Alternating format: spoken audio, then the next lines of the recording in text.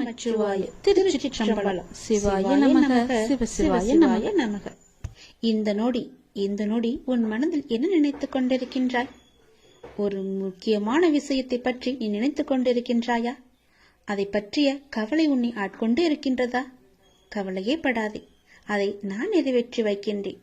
உனக்கு எது தேவையோ அதை நானே நிறைவேற்றி வைக்கின்றேன். உன் மனநிலையை நீ மாற்றிக்கொள். உன் வீட்டில் நான் இருக்கிறேன் என்பதை நீ நம்பு. உன்னுடன் நான் இருக்கின்றேன் என்பதை நீ திடமாக நம்பு. என் மீதான நம்பிக்கையை இன்னும் நீ அதிகப்படுத்திக்கொள். இந்தோடு நீ நினைப்பது நிச்சயம் நடக்கும். அனைத்தையும் என்னிடம் சமர்ப்பித்துவிட்டு நீ மௌனமாக நிம்மதியாக இரு. நிதானமாக இருக்க கற்றுக்கொள். உன் வேண்டுதலை நான் நிறைவேற்றி காமிக்கின்றேன். ஏனென்றால் உனக்கான நல்ல நேரம் துவங்கிவிட்டது. இனி உன் வாழ்வில் சந்தோஷம் மட்டுமே இருக்க போகின்றது. உன்னுடைய வாழ்க்கையானது ஒளிமயமாக மாறப்போகின்றது. நீ என்னிடம் கேட்டது கிடைக்கும் நேரம் இது. நீ என்னை பற்றி நினைத்துக் கொண்டிருக்கும் வேளையில் நீ நினைத்ததை நான் நிறைவேற்றி தரப்போகிறேன். இந்த அப்பா உனக்கு ஆசி வழங்க போகிறேன். நீ எதிர்பார்த்தது போலவே விரைவாகவே ஒரு நல்ல செய்தி உன்னை தேடி வரப்போகிறது. நீ இழந்ததையெல்லாம் மீண்டும் பெறப்போகின்றாய். எதற்கும் நீ கலங்க வேண்டிய அவசியம் இனி இருக்கவே இருக்காது. என் உதவி வேண்டி நீ எப்போது என்னை நாடி வந்தாயோ அடுத்த நிமிடமே உனக்கு என் உதவியை நான் செய்ய ஆரம்பித்து விட்டேன். நம்முடைய கர்மாவை நாம் தான் உருவாக்குகிறோம். அதை நீ முதலில் புரிந்து கொள். அதாவது நம்முடைய எண்ணங்களால், நாம் பேசுகின்ற சொற்களால், நாம் செய்கின்ற செயல்களால். அதனால் எப்போதுமே நிதானத்தை மட்டும் நீ கடைபிடித்து வா. பேசும்போது நிதானமாக பேசு. பேசும்போது ஒரு முறைக்கு பல முறை யோசித்த பிறகு பேசு. நீ செய்கின்ற செயல்கள் இது சரியா தவறா, நல்லதா கெட்டதா என ஆராய்ந்து பார். அதற்கு பிறகே அதை செயல்பட நீ முயற்சி செய். நீ எப்பொழுதும் ஆனந்தமாகவே இருப்பாய். அற்புதங்களை நீ பெற்றுக்கொண்டே இருப்பாய். நீ என்று மனம் நொந்து கண்ணீர் விட ஆரம்பித்தாயோ அந்த நொடியே உனக்காக நான் உனக்குள்ளே இறங்கிவிட்டேன். இனி கவலையே இல்லை. என் குழந்தை தைரியமாக இருக்க வேண்டும். உனக்காக உன்னுடைய அப்பா நான் இருக்கும்போது இனி உன் கண்களிலிருந்து கண்ணீர் வரக்கூடாது. நான் உனக்கு செய்ய போகும் நல்லதுகளை, ஒன்றின் பின் ஒன்றாக வரும் நல்ல செய்திகளை கேட்டு நல்லதுகளை நினைத்து உன் கண்ணிலிருந்து ஆனந்த கண்ணீர் மட்டுமே வர வேண்டும். அதை நான் பார்த்து சந்தோஷம் அடைய வேண்டும். இல்லை என்று கேட்பவன் பிச்சைக்காரனாகின்றான். இருந்தும் தர மறுப்பவன் பிச்சைக்கு காரணமாகின்றான். அதனால் நீ பிச்சைக்கு காரணமாக இருக்காதே. இல்லை என்று தேடி வருபவர் உன்னிடம் இருக்கும் என்ற எண்ணத்தில் தானே வருகிறார். அப்படியென்றால் கடவுளிடம்தானே எல்லாம் இருக்கும். நீ அவருக்கு கடவுளாக தெரிவாய். இல்லை என்று சொல்லாமல் கொடுத்து விடு. உன்னுடைய காரியங்கள் அனைத்தும் வெற்றி பெறும். உன் துயரங்கள், உன்னுடைய வியாதிகள், உன் கடன் சுமைகள் அனைத்தும் உன்னை விட்டு விலகப் போகின்றது. கூடிய விரைவில் நீ விரும்பும் எண்ணங்கள் நிறைவேறப் போகிறது. செல்வம் பெருகப் போகிறது. உனது வளர்ச்சியையும் நீ மகிழ்ச்சியாக இருப்பதையும் பார்ப்பதற்கு நான் உன்னோடு உன் வீட்டிற்கே வரப்போகின்றேன். துயரங்களின் தாக்கத்தை தாங்க முடியவில்லை என்று புலம்பிக் கொண்டிருக்கின்றாய். உன் பாரதத்தின் பெரும் பகுதியை நான் சுமந்து கொண்டிருக்கின்றேன். உன்னை நான் எந்த நேரத்திலுமே கைவிட எண்ணியதே கிடையாது. உனக்காக நிழலாக, என்றும் உனக்காக நீ செல்லும் இடமெல்லாம் ஏதாவது ஒரு ரூபத்தில் நான் உன்னை துணையாக வந்து காப்பாற்றிக் கொண்டே இருக்கின்றேன். மனதையும் வாக்கையும் செயலையும் ஒருமுகப்படுத்தி நேர்மையாகவும் உள்ளபூர்வமாகவும் நீ செயல்படுத்த பழகிக்கொள். அவ்வாறு நீ உன் வாழ்வில் செயல்பட துவங்கினால் உன்னுடைய துக்கங்கள் அனைத்துமே ஒரு முடிவுக்கு வந்துவிடும். அனைத்து துன்பங்களும் விலகிவிடும். உன் வாழ்க்கையில் என்ன நடந்தாலும் உனது நன்மைக்காக மட்டுமே நான் நடத்துகிறேன் என்பதை நீ நம்பு. என் குழந்தையாக நீ எதற்கும் எப்போதும் யாருக்காகவும் நீ பயப்பட வேண்டாம். எல்லாமே நீ விரும்பியது போலவே நல்லதாகவே நடக்கும். இது உன் அம்மாவாக, அப்பாவாக, உன் குருவாக என்னுடைய சத்திய வாக்கு. இது எல்லா மங்களங்களும் உனக்கு விளைய போகின்றது. எந்த ஒரு சூழ்நிலையிலும் நீ கவலை மட்டும் நீ படக்கூடாது. எதிர்மறை எண்ணத்தை உன் மனதிற்குள்ளே கொண்டு வரக்கூடாது.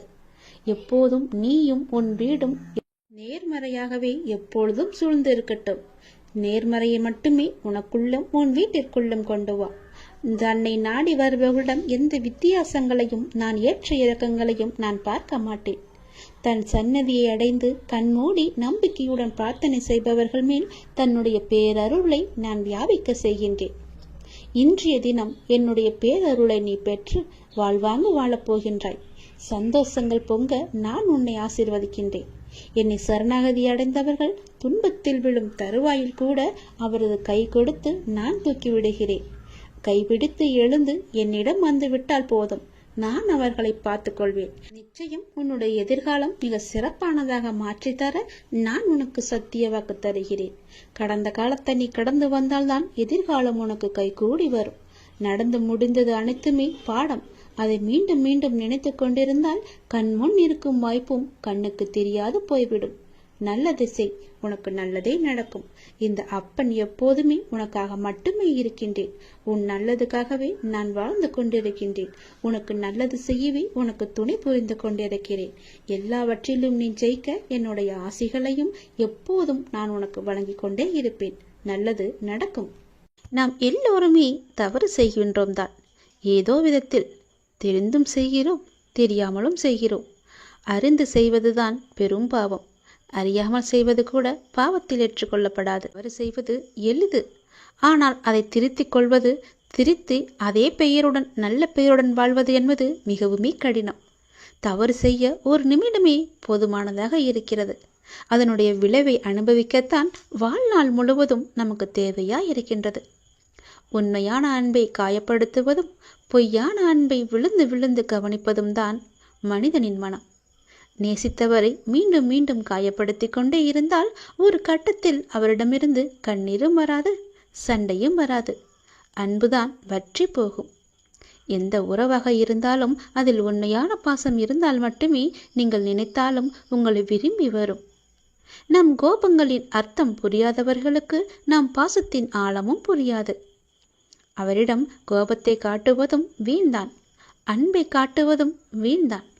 படித்தவர் கோபமானவர், புத்திசாலி, அடக்கமானவர், ஒழுக்கமானவர், வீரர், கொடையாளி என்று மற்றவர்களால் உங்கள் மீது உருவாக்கப்படும் அடையாளங்கள் நீங்கள் ஒன்றும் செய்ய முடியாது. அந்த அடையாளங்களை நம்மால் மாற்றவும் முடியாது. ஆனால் அந்த அடையாளத்திற்குள் உங்களுடைய வாழ்க்கையும் நீங்களும் சிக்கிக்கொண்டு விட்டது என உங்களின் உச்சக்கட்ட வேதனைதான் அதில் இருக்கும். பிடித்ததை செய்தால்தான் அளவற்ற மகிழ்ச்சி. ஆனால் சிலவற்றை நாம் காலத்தின் கட்டாயத்தால் ஏற்றுக்கொண்டால் அதற்கு மகிழ்ச்சி கிடைப்பது தாமதமாகத்தான் ஆகும். மௌனத்தை விட சரியான தண்டனை இருக்க முடியாதல்லவா? நம்மை எதிர்பார்ப்பவர்களுக்கும் நம்மை அலட்சியம் செய்பவர்களுக்கும் அலட்சியம் செய்யும் உறவுகளுக்கும் வழி எப்போதும் கண்ணீரில் மட்டுமே இருப்பதில்லை. சில நேரம் சிரிப்பிலும் மறைந்திருக்கும்.